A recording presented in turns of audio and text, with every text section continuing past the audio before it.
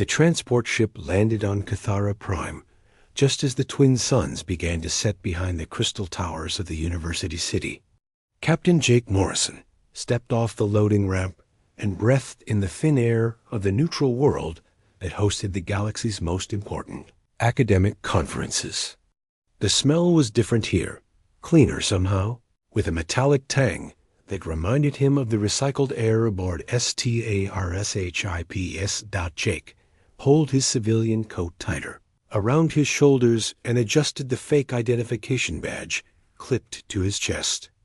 According to his cover story, he was Dr. James Morton, a xenopsychology researcher from the Terran Colonial Institute.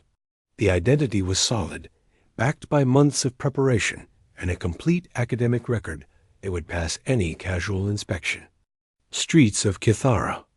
Prime buzzed with activity as delegates from across the galaxy made their way toward the University of Galactic Sciences. Jake walked among them, keeping his pace steady and his expression neutral. He passed a group of tall, blue-skinned Altarians, discussing something in their musical language, their head tentacles swaying as they gestured. A pair of insectoid hive mind representatives clicked past him, their compound eyes reflecting the streetlights. Like tiny mirrors, Jake had studied all the major species during his intelligence training, but seeing them in person was different. Each race moved with its own rhythm, spoke with its own cadence, and carried itself with the confidence of beings who ruled entire star systems. Yet here they were, all gathered to learn about humanity's weaknesses. The university building rose before him like a mountain of white stone and gleaming metal. Its architecture was meant to be neutral, incorporating design elements from dozens of different worlds, but to Jake it just looked alien. He followed the crowds through the main entrance, past security scanners that beeped softly as they analyzed his fake credentials. The registration desk was staffed by a Zephyrian whose crystalline features caught the light as she processed his paperwork. Her 4 arms moved in perfect coordination as she handed him a conference badge and a program schedule. Jake thanked her in standard galactic common and moved toward the main auditorium. The conference program listed dozens of presentations over the next 3 days, covering everything from comparative biology to interspecies diplomacy. But Jake's attention was focused on one particular session scheduled for the following morning. The title made his blood run cold. The Fatal Flaws of Human Psychology, a Comprehensive Analysis. The presenter was listed as Dr. Vextar, a renowned Zephyrian psychologist whose previous work had influenced military strategy across several sectors. Jake had read some of Vextar's papers during his preparation, and the alien's understanding of human behavior was disturbingly accurate in some areas and completely wrong in others. Jake found his assigned seat in the auditorium and settled in for the opening ceremony. The university chancellor, an elderly centaurian with flowing silver hair and 6 arms, welcomed the delegates in multiple languages. The speech was standard diplomatic fare, full of phrases about cooperation and understanding. Between species. As the ceremony continued, Jake let his eyes wander across the audience. There were beings here from every major power in the galaxy, and many minor ones as well. Military officers sat next to academic researchers, diplomats chatted with intelligence analysts, and everyone seemed to be taking careful notes. The opening speaker was a human representative from the diplomatic corps, a nervous-looking woman named Linda Parker, who spoke about the importance of cultural exchange. Jake watched as several alien delegates leaned forward during her presentation, studying her mannerisms and vocal patterns like scientists examining a laboratory specimen. After the ceremony ended, Jake made his way to the reception hall where delegates mingled over exotic foods and drinks. He picked up a glass of something that tasted like fermented fruit and positioned himself near a group of hive mind officers who were discussing human military tactics. Their emotional responses are completely predictable, one of them was saying, his translated voice coming through the universal translator with mechanical precision. Apply pressure to their attachment bonds, and they collapse into irrational behavior patterns. Yes, agreed another.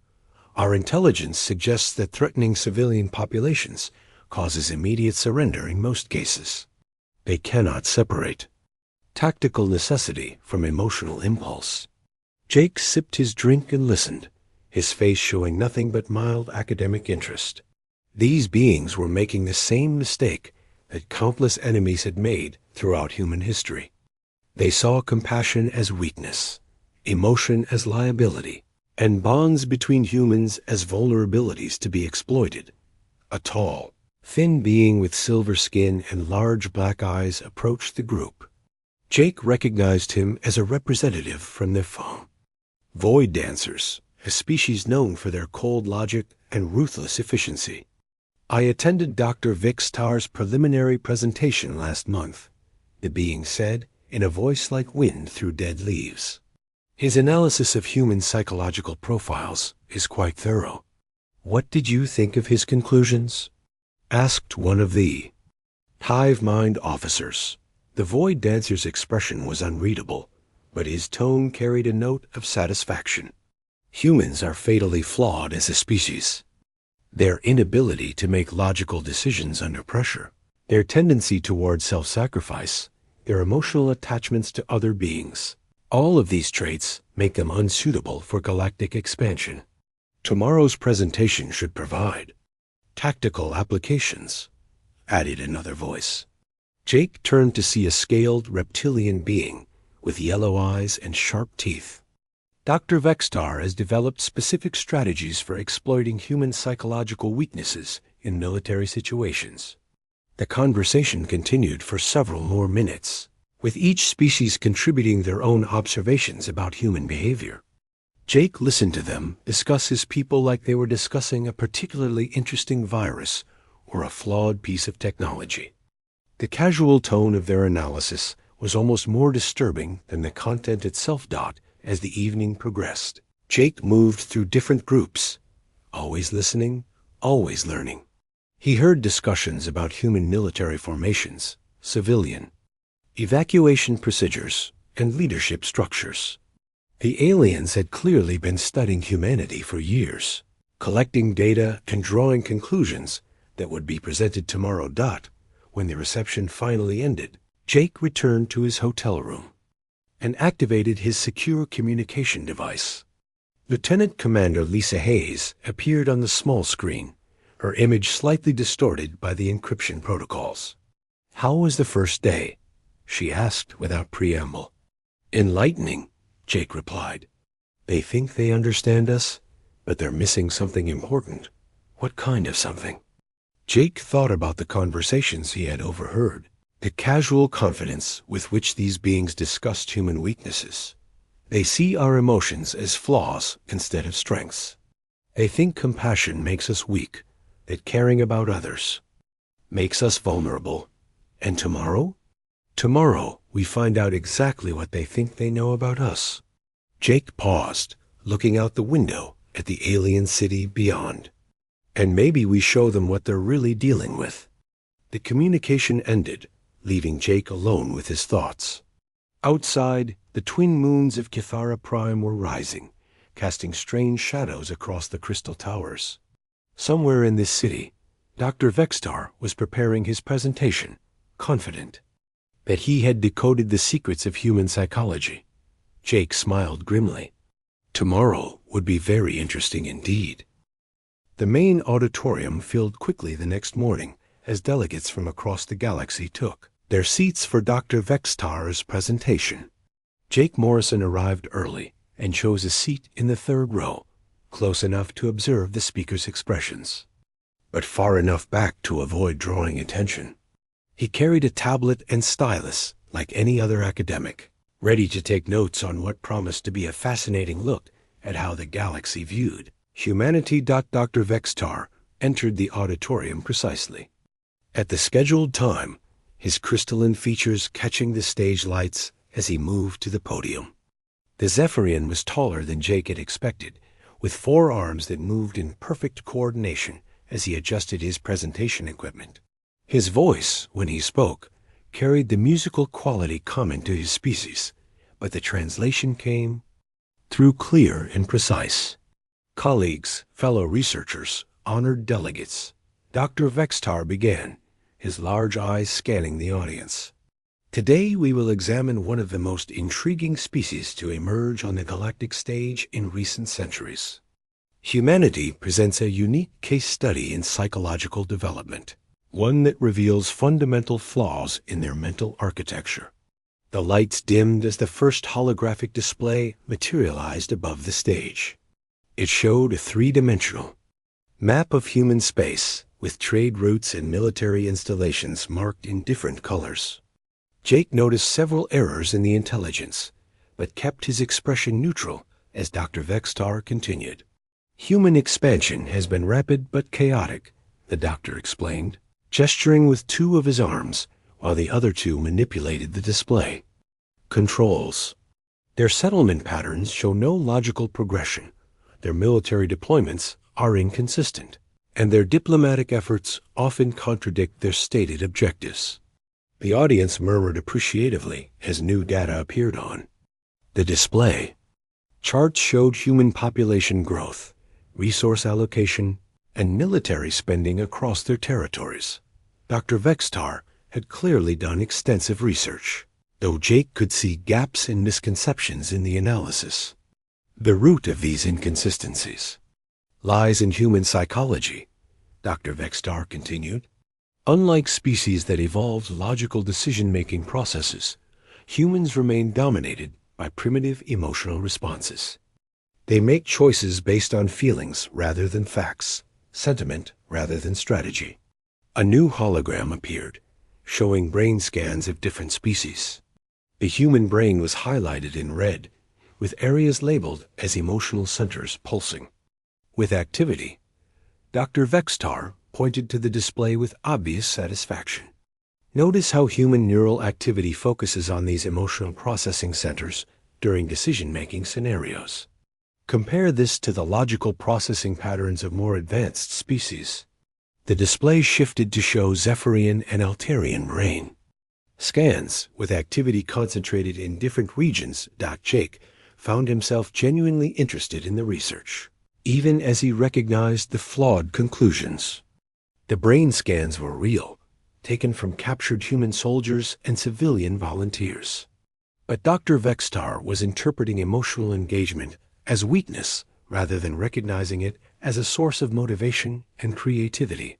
Let me share some specific examples, Dr. Vextar said, activating a new series of displays. Human military forces consistently make tactically unsound decisions when civilians are threatened. They will sacrifice strategic advantages to protect non-combatants, even when the logical choice would be to accept casualties for greater long-term benefit. The auditorium filled with soft sounds of approval from the alien audience. Jake watched as beings from a dozen different species nodded or made their equivalent gestures of agreement. They were seeing confirmation of their own assumptions about human weakness. In one documented case, Dr. Vextar continued, a human military unit abandoned a crucial defensive position to evacuate a civilian hospital. This decision allowed enemy forces to capture an important communications hub, extending a conflict by several months and ultimately resulting in greater casualties than would have occurred if the hospital had been abandoned. Jake remembered that battle. He had been a junior officer then, part of the evacuation team. What Dr. Vextar failed to mention was that the hospital contained researchers working on critical medical advances, and that the evacuation had preserved knowledge that later saved thousands of lives across multiple worlds. Human attachment behaviors present another exploitable weakness, Dr. Vextar said, bringing up new data. They form emotional bonds not only with their own species, but with others they encounter. These bonds override logical assessment of threat levels and strategic priorities. The display showed footage of human soldiers in various conflicts, with their interactions with alien civilians highlighted. Jake watched himself appear briefly in one clip, helping injured Centaurian children during a relief mission. The footage was labeled as irrational protective behavior toward non-allied species. Humans will risk their lives to protect beings they have no genetic or strategic relationship with, Dr. Vextar explained. This behavior pattern can be exploited by threatening non-human populations, forcing humans to divert resources and attention from their primary objectives. An insectoid delegate in the front row raised one of its clawed appendages. Dr. Vextar, how reliable are these behavioral patterns? Do all humans exhibit these weaknesses? Excellent question, the doctor replied. Our research indicates that these traits are nearly universal among humans. Cultural variations exist, but the underlying psychological architecture remains consistent across their populations. Jake almost smiled at that. Dr. Vextar was right about the consistency of human behavior, but wrong about what that consistency meant. The willingness to protect others, to form bonds across species lines, to make sacrifices for abstract principles. These weren't bugs in human psychology. They were features. The implications for military strategy are significant, Dr. Vextar continued. Human forces can be predicted to make emotionally driven decisions that compromise their tactical effectiveness. They can be manipulated through threats to civilian populations, emotional appeals, and exploitation of their tendency toward self-sacrifice. The presentation moved to specific case studies, each one showing human forces making decisions that appeared irrational from a purely logical standpoint. Dr. Vextar analyzed each example, pointing out how human commanders chose costly alternatives when more efficient solutions were available. In this engagement, he said, highlighting a battle from the recent border conflicts, human forces chose to conduct a fighting withdrawal rather than implement a scorched earth strategy. This decision preserved enemy territory and resources, while inflicting unnecessary casualties on their own forces. Jake remembered that battle too. The human commander had been his mentor, a woman who understood that winning a war meant more than destroying the enemy. Preserving civilian infrastructure and maintaining moral authority had been crucial to the eventual peace settlement. Human pack bonding behaviors extend beyond species boundaries, Dr. Vextar continued. They form emotional attachments to animals, artificial intelligences, and even inanimate objects. These attachments can be exploited to manipulate human decision-making processes. The display showed footage of human soldiers with various alien pets, human researchers working with AI systems, and even humans who had developed attachments to particular vehicles or weapons. Dr. Vextar presented each example as evidence of psychological instability. The tactical applications are clear, he said. Threaten what humans care about, and they will abandon logical strategies to protect it. Use their emotional responses against them, and they become predictable and manageable.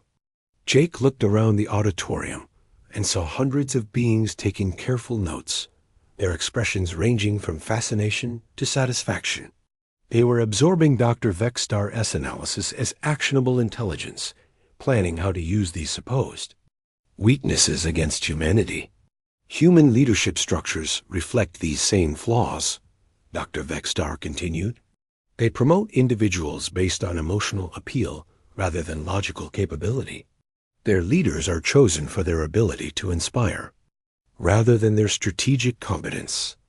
The presentation continued with analysis of human political systems, military hierarchies, and social organizations. Dr. Vextar painted a picture of a species driven by irrational impulses, unable to make logical decisions, and vulnerable to manipulation by more advanced civilizations. As the formal presentation portion neared its end, Jake realized that Dr. Vextar wasn't entirely wrong about human behavior. Humans did form emotional bonds.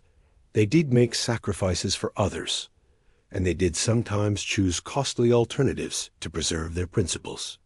But the doctor's fundamental error was assuming that these traits were weaknesses. In conclusion, Dr. Vextar said, humanity represents a species that has achieved technological advancement despite fundamental psychological flaws. Their emotional decision-making processes, their tendency toward self-sacrifice, and their inability to prioritize. Logical outcomes make them unsuitable for leadership roles in galactic civilization. The auditorium erupted in polite applause as Dr. Vextar stepped back from the podium.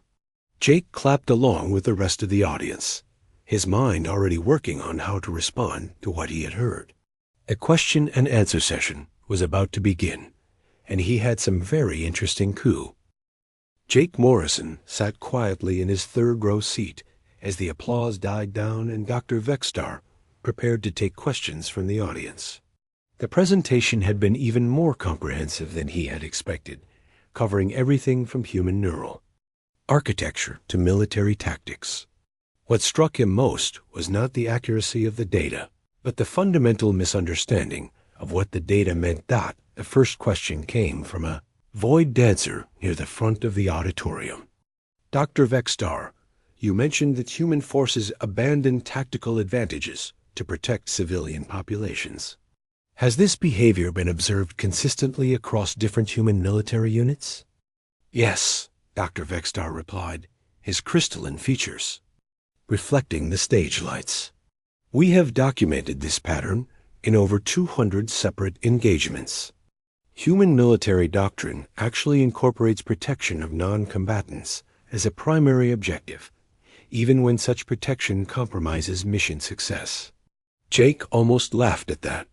Protection of civilians wasn't a weakness in human military doctrine. It was the whole point. Wars weren't won by destroying everything in sight. They were won by achieving political objectives that allowed for lasting peace. But he kept his expression neutral as Dr. Vextar continued. In fact, the doctor added, human military training specifically emphasizes what they call rules of engagement that limit the use of effective tactics. They voluntarily handicap themselves based on abstract moral principles.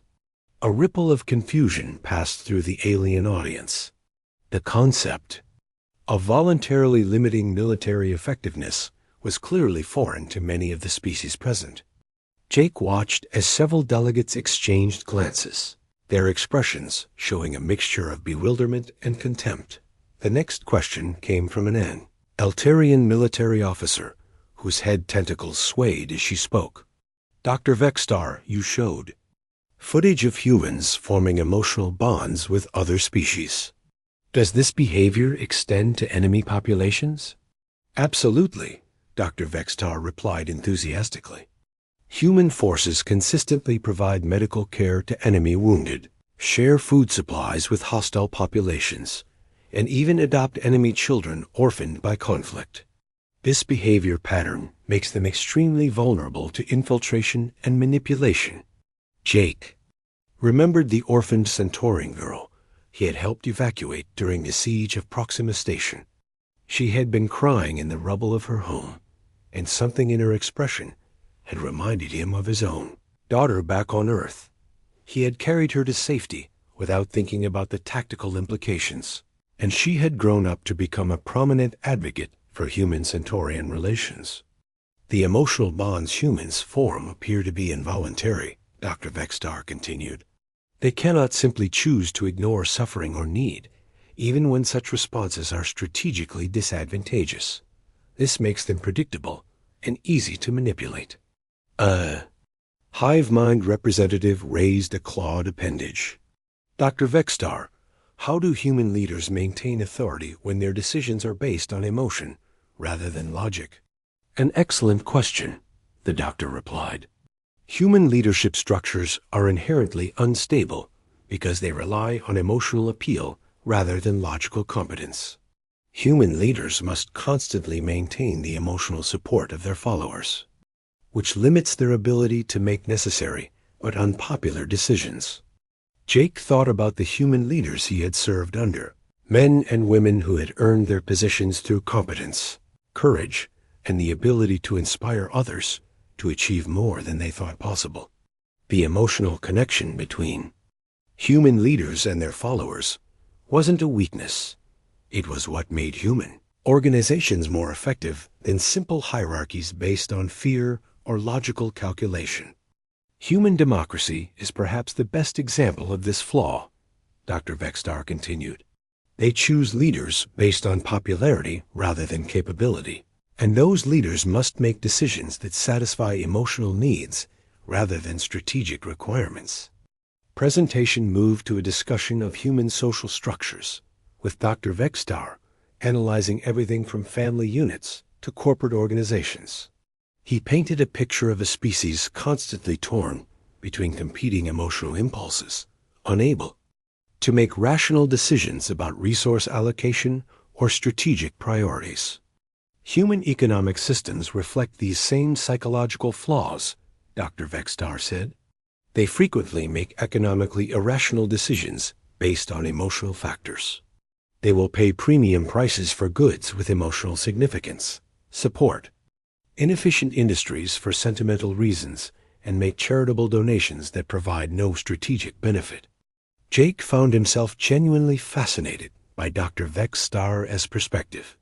The alien was describing human behavior with scientific precision, but he was completely missing the point. Human economics wasn't just about efficient resource allocation.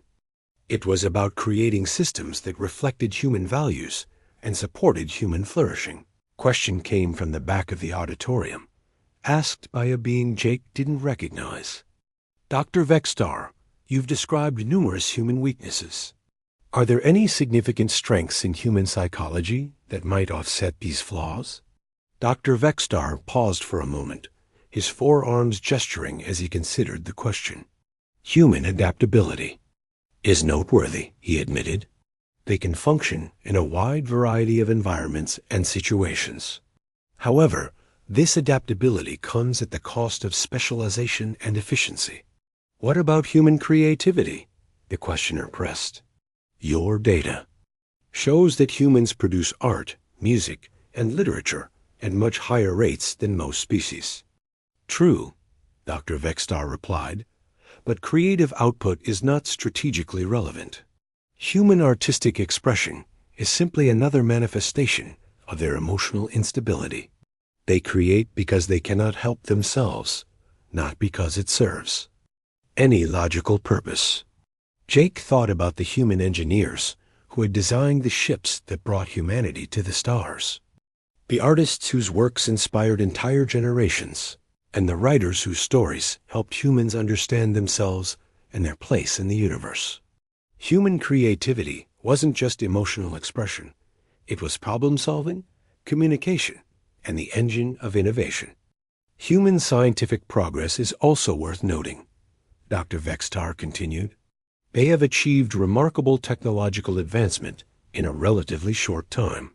However, their research is often motivated by curiosity rather than strategic necessity, leading to inefficient allocation of resources. The audience murmured approvingly at this assessment.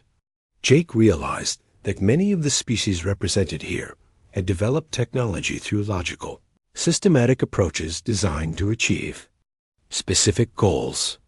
The human tendency to explore scientific questions simply because they were interesting was seen as wasteful and irrational. Human space exploration provides another example, Dr. Vextar said.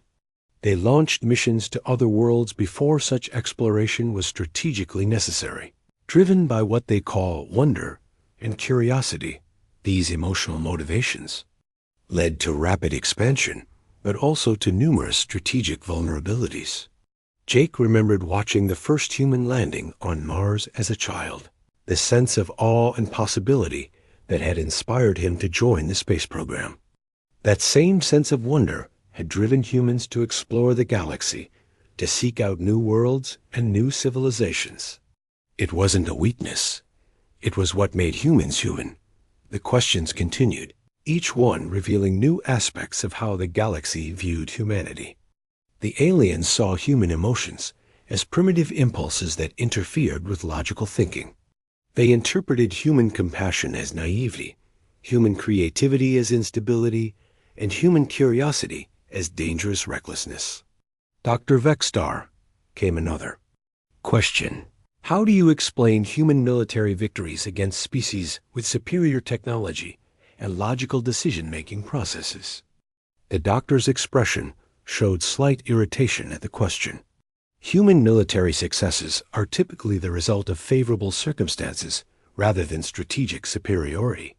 They benefit from numerical advantages, defensive positions, or technological surprises that offset their tactical weaknesses. Jake knew that wasn't the whole story.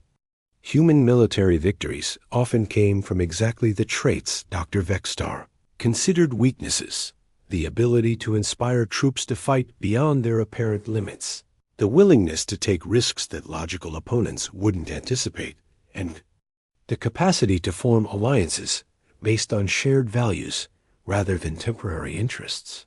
However, Dr. Vexstar added, human military effectiveness is declining as other species adapt to their emotional decision-making patterns. Once their behavioral triggers are understood, humans become quite manageable in combat situations. The presentation was winding down, but Jake had heard enough. He looked around the auditorium at the hundreds of beings who were absorbing Dr. Vexstar's analysis as useful intelligence. They were planning to use this information against humanity, confident that they understood human psychology well enough to predict and manipulate human behavior. The irony was almost overwhelming. Dr. Vexstar had spent years studying human behavior, had accumulated vast amounts of data, and had drawn conclusions that were both accurate and completely wrong. He understood what humans did, but he had no idea why they did it or what those actions really meant. Jake realized that this was humanity's greatest advantage in the galaxy, not superior technology or military might, but the fact that other species consistently underestimated them. They saw human emotions as weakness when they were actual. Dr. Vexstar noticed Jake's raised hand and nodded in his direction. Yes, you have a question? The crystalline being's voice carried a note of professional courtesy as Jake stood up in the third row. Thank you, Dr. Vexstar, Jake said, his voice carrying clearly through the auditorium's acoustics. I'm fascinated by your research methodology. When you analyzed human decision-making patterns, did you account for the possibility that what appears to be emotional irrationality might actually be strategic thinking that operates on longer timescales? The question hung in the air for a moment as Dr. Vexstar processed it. Around the auditorium, alien delegates leaned forward slightly, sensing that something interesting was about to happen. Jake remained standing, his expression one of genuine academic curiosity. An intriguing question, Dr. Vexstar replied, his forearms gesturing as he considered his response. However, our analysis examined both short-term and long-term outcomes of human decisions. The pattern of emotional override of logical thinking remains consistent across all timescales. Jake nodded thoughtfully.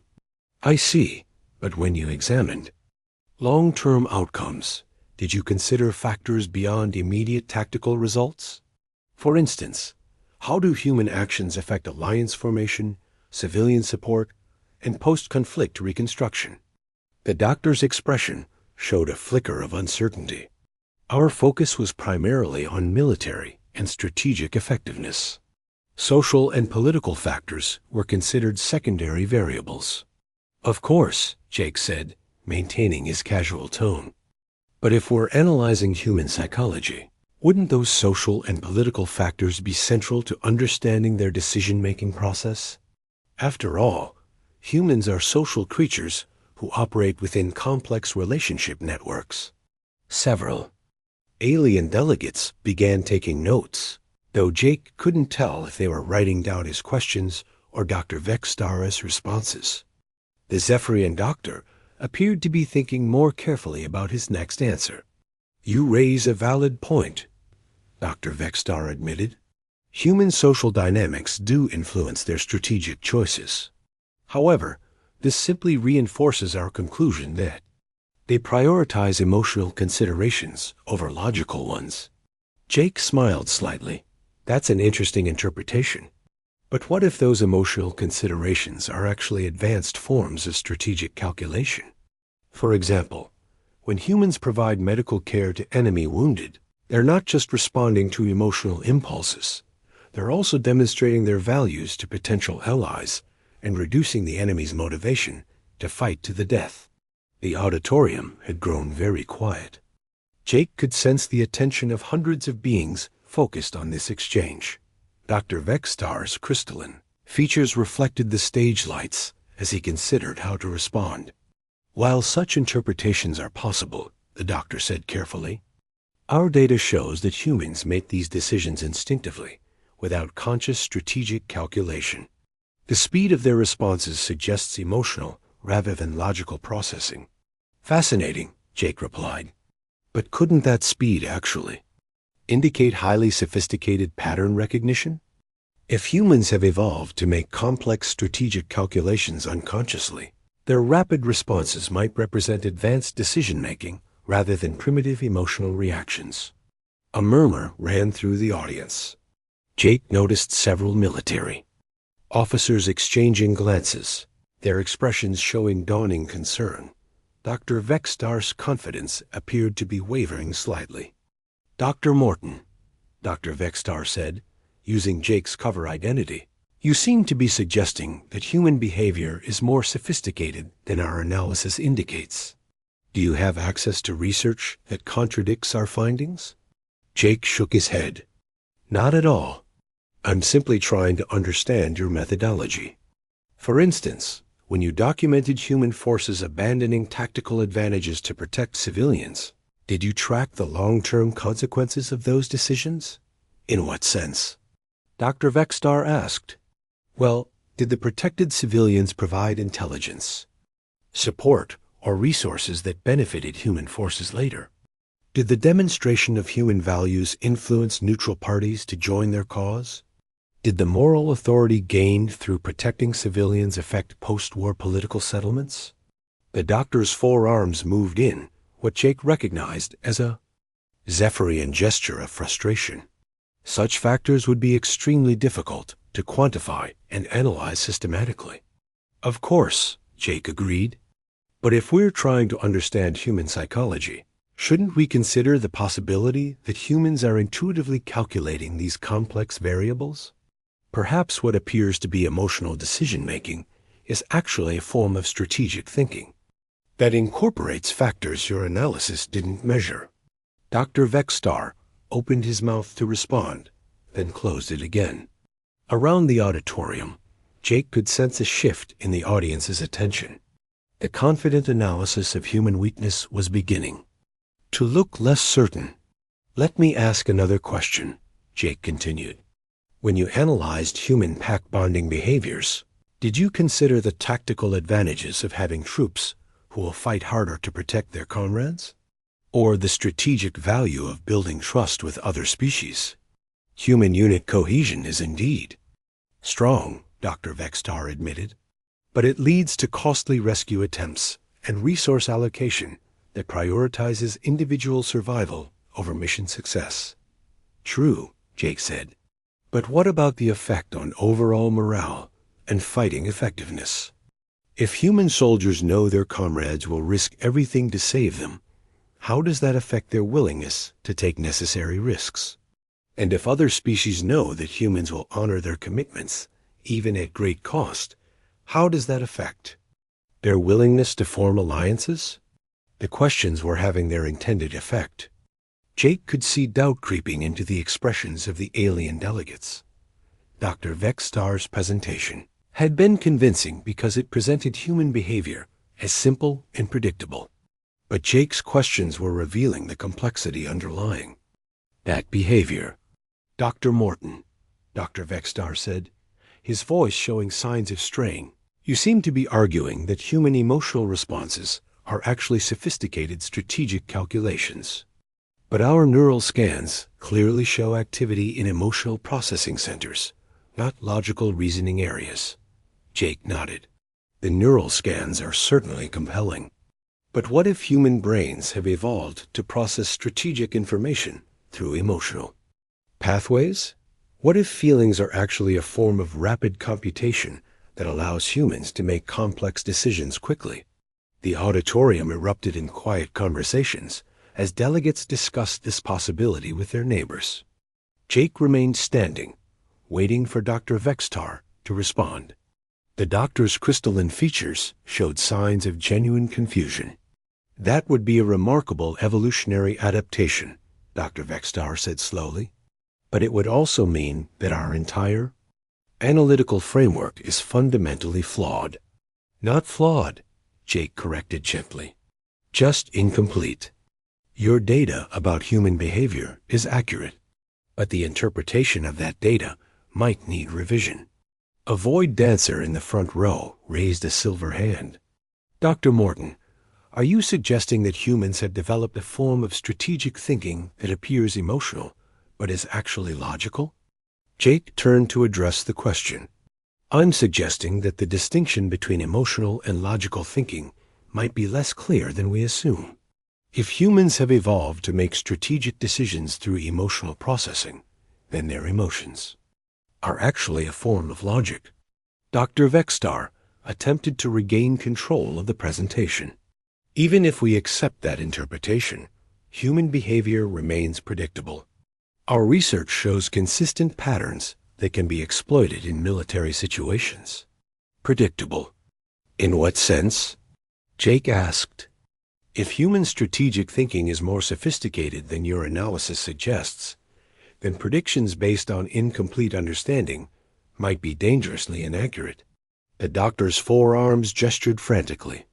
Our data comes from extensive observation of human military units in combat situations. The patterns are clear and consistent. I don't doubt the accuracy of your observations, Jake said, but I wonder about the sample size. How many different human military units were studied? And were they operating under standard doctrine, or were they adapting to specific tactical situations? We observed 17 different human military units across 8 separate conflicts, Dr. Vextar replied. 17 units, Jake repeated thoughtfully. Out of how many total human military units? Dr. Vextar paused. Current estimates suggest humans maintain approximately 40,000 active military units across their territory. Jake let that number sink in before responding. So your analysis is based on approximately 0.04% of human military forces. And those observations were made during active combat, when human forces were likely operating under emergency conditions rather than standard protocols. The implications were becoming clear to Thodians. Dr. Vextar's comprehensive analysis of human weakness was based on an extremely small sample size observed under atypical conditions.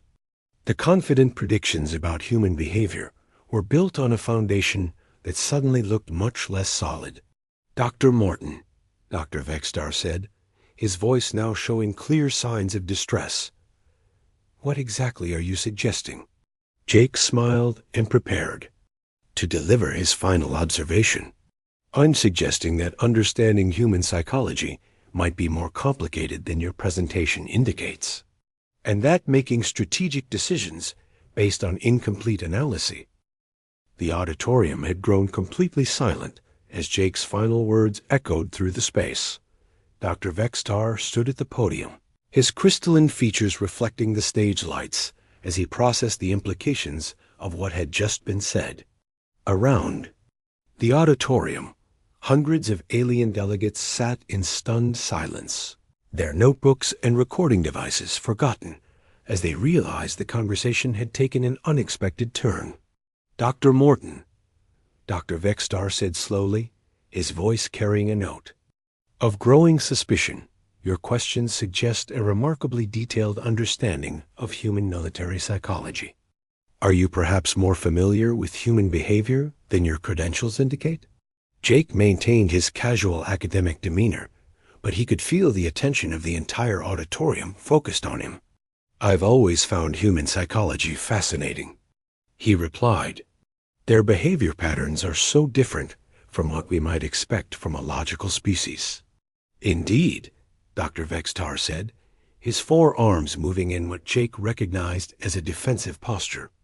Your insights into human strategic thinking are quite sophisticated, almost as if you've observed it firsthand. The tension in the room was becoming palpable. Jake could see alien delegates leaning forward in their seats, their expressions showing a mixture of curiosity and concern. Several military officers had moved their hands closer to their communication devices, as if preparing to send urgent messages. "Dr. Vexstar," Jake continued, "I have one more question about your research methodology.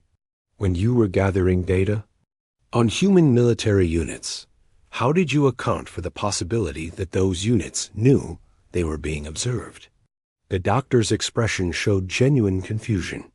"I'm not sure I understand the relevance of that question." "Well," Jake said, settling back into his seat, but keeping his voice clear and steady, "if human strategic thinking is as sophisticated as we've been discussing, wouldn't they be capable of recognizing surveillance and adapting their behavior accordingly? What you interpreted as standard operating procedure might actually have been performance designed to mislead observers." Dr. Vextar's crystalline features went through a rapid series of color changes that Jake recognized as signs of extreme stress in Zephyrians. "Are you suggesting that our research subjects were deliberately deceiving us?" "I'm suggesting that if humans are capable of complex strategic thinking, they might also be capable of strategic deception," Jake replied. "After all, if you were a human military commander and you suspected enemy forces were studying your tactics, wouldn't you want to give them inaccurate information?" The implications of this possibility rippled through the auditorium like a shock wave. Alien delegates began frantically comparing notes, their expressions showing dawning horror as they realized that their intelligence on human capabilities might be completely wrong. A hive mind officer in the front row stood up abruptly. "Dr. Morton, you speak of human strategic thinking with remarkable confidence. How can you be so certain about their capabilities?" Jake looked around the auditorium, meeting the eyes of beings from dozens of different species. "Because," he said quietly, "I've had the opportunity to observe human behavior very closely." "In what capacity?" Dr. Vextar asked, his voice now showing clear alarm. Jake stood up slowly, his movements deliberate and calm. "I'm Captain Jake Morrison, Earth Defense Force Intelligence Division. I've been observing this conference as part of a diplomatic mission to understand galactic perceptions of human capabilities." The auditorium erupted in chaos. Alien delegates jumped to their feet, their voices creating a cacophony of different languages and translation systems. Several military officers were already activating their communication devices, sending urgent messages to their homeworlds. Dr. Vextar's forearms waved frantically as he tried to restore order. "Security, security," he called out, but Jake raised his hand in a peaceful gesture. "Please," Jake said, his voice carrying easily over the noise. "I'm here under diplomatic protection, and I have no intention of causing any trouble. I simply wanted to attend your fascinating presentation on human psychology." The security forces that had rushed into the auditorium stopped uncertainly, unsure how to handle a situation involving a diplomatic observer. Dr. Vextar stood frozen at the podium, his confidence completely shattered. "Dr. Vextar," Jake continued, "I want to thank you for your comprehensive analysis of human behavior. It's been incredibly educational to see how other species perceive us." You've been studying us while we were studying you," Dr. Vextar said, his voice barely above a whisper. "Not studying," Jake corrected. "Observing, learning, trying to understand how we can better communicate with our galactic neighbors." The auditorium gradually quieted as delegates realized that Jake posed no immediate threat. He stood calmly in the third row, his hands visible and empty, his expression friendly but alert. "Dr. Vextar," Jake said, "your research on human psychology contains some fascinating insights. But I think you might want to consider revising some of your conclusions. What do you mean? The doctor asked weakly. Well, for example, you concluded that human emotional responses make them predictable and easy to manipulate. But if those emotional responses are actually sophisticated strategic calculations, then attempting to manipulate them could be extremely dangerous. Avoid dancer near. The front of the auditorium spoke up. Dangerous how? Jake turned to address the question. If you threaten human civilians expecting them to surrender, but they actually interpret the threat as evidence that you're an enemy who must be destroyed, your manipulation attempt becomes a declaration of war. The implications were staggering. Every species in the auditorium had been planning to use Dr. Vextar's analysis to exploit human weaknesses. Now they were realizing that their planned strategies might actually provoke the exact opposite of their intended results. Captain Morrison, Dr. Vextar said, his voice showing a mixture of professional curiosity and personal defeat. How much of my analysis was accurate? Jake considered the question carefully. Your observations about human behavior were quite accurate. Humans do form emotional bonds. They do make sacrifices for others. And they do prioritize civilian protection over tactical advantage. But your interpretation of what those behaviors mean was completely wrong. In what way? You saw emotion as weakness, but for humans, emotion is strength. You saw bonds as vulnerability, but for humans, bonds are power. You saw values as limitation, but for humans, values are liberation. Dr. Vextar's crystalline features showed the play of lights that indicated deep thought in his species. So everything we thought we knew about human psychology is useless? Not useless, Jake corrected. Just incomplete. Understanding human behavior requires understanding human values, and that's something that can't be measured by external observation alone. The auditorium remained quiet as delegates processed this information. Jake could see the calculations running behind their eyes as they realized that their entire strategic framework for dealing with humanity needed to be reconsidered. Captain Morrison, came a voice from the back of the auditorium. What do you recommend for future human-galactic relations? Jake smiled. I recommend that we continue having conversations like this one. Not presentations about each other's weaknesses, but discussions about each other's strengths. Not analysis of how to exploit each other, but exploration of how to work together. He paused, looking around the auditorium one more time. After all, if humans are capable of the kind of strategic thinking we've been discussing, wouldn't it be better to have them as allies rather than enemies? The question hung in the air as Jake gathered his materials and prepared to leave. He had accomplished more than he had hoped when he first took his seat in the third row. Dr. Vextar's presentation on human weakness had become an inadvertent demonstration of human strength. Dr. Vextar, Jake said as he reached the aisle, thank you again for the illuminating presentation. I look forward to reading your revised analysis. The Zephyrian doctor nodded weakly, his forearms hanging at his sides in defeat. Captain Morrison, how did you know to ask those specific questions? Jake paused at the auditorium exit and turned back one final time. Because understanding psychology isn't just about observing behavior. It's about understanding the mind behind the behavior. And sometimes the best way to understand a mind is to engage with it directly. As Jake left the auditorium, he could hear the buzz of frantic conversations beginning behind him. The galaxy's perception of human capabilities had just undergone a fundamental shift, and the implications would ripple through diplomatic and military circles for years to come. Outside the building, Jake activated his communication device and contacted Lieutenant Commander Lisa Hayes. Mission accomplished, he reported. I think we've given them something to think about. How did it go? She asked. Jake smiled as he walked through the alien city under the light of Kithara Prime's twin suns.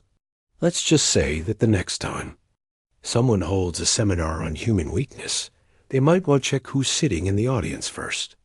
The transmission ended, leaving Jake alone with his thoughts as he made his way back to his hotel. Tomorrow, he would file his report and return to Earth.